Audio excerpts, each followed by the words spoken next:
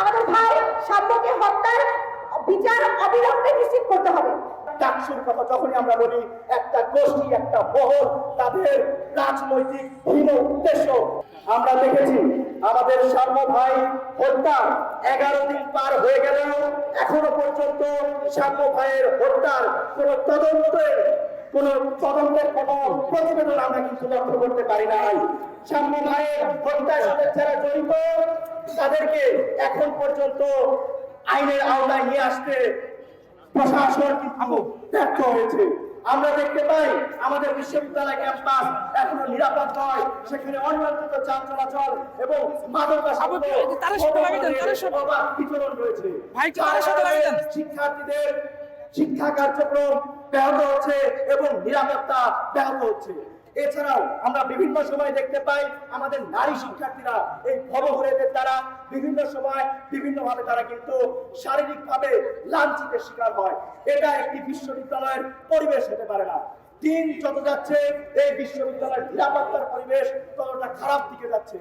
সাম্য ভাইয়ের হত্যার 11 দিন হবার পরেও এখন পর্যন্ত এই বিশ্ববিদ্যালয়ের প্রশাসন একটি নিরাপদ ক্যাম্পাসের কোনো প্রস্তাবনা আমাদের সামনে হাজির করতে পারে নাই।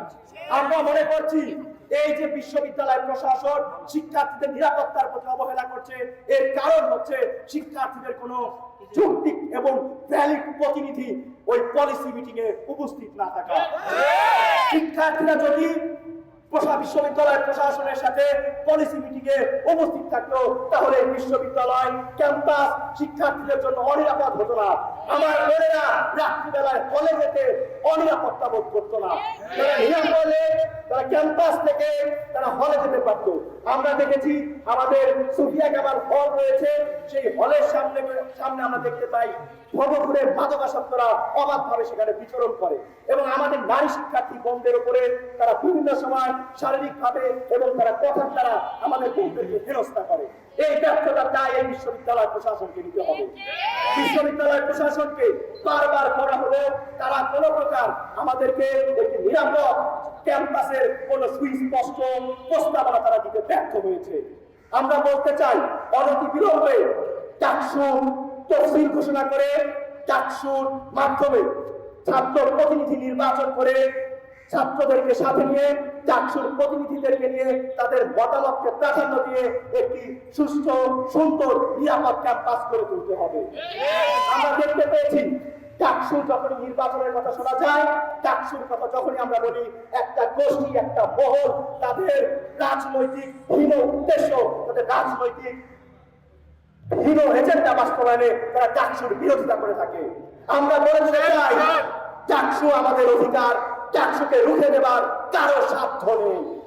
আমরা বাংলাদেশ গণতান্ত্রিক ছাত্র সংসদ, ঢাকা বিশ্ববিদ্যালয় সংসদ আজকে যে 3 দফা দাবি নিয়ে আমরা আমাদের অবস্থান কর্মসূচি পালন করছি, যতক্ষণ পর্যন্ত না ডাকসুর নির্বাচনের তফসিল এবং নির্বাচন কমিশন গঠন না করা হবে ততক্ষণ পর্যন্ত আমরা আমাদের আন্দোলন চালিয়ে যাব।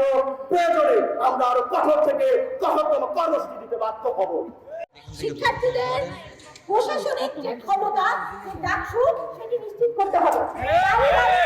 আজকে বাংলাদেশ গণতান্ত্রিক ছাত্র সংসদ ঢাকা বিশ্ববিদ্যালয়ের পক্ষ থেকে আমরা এখানে অবস্থান কর্মসূচি পালন করছি। আমাদের 3 দফা দাবি। প্রথম দাবি হচ্ছে আমাদের ভাই হত্যা, আমাদের ভাই সাম্যকে হত্যার বিচার অবিলম্বে নিশ্চিত করতে হবে। দ্বিতীয় দফা দাবি এই ক্যাম্পাসে শিক্ষার্থীদের নিরাপত্তা নিশ্চিত করতে হবে এবং তৃতীয় দফা দাবি অবিলম্বে ডাকসুর তফসিল এবং রোধের ঘোষণা করতে হবে।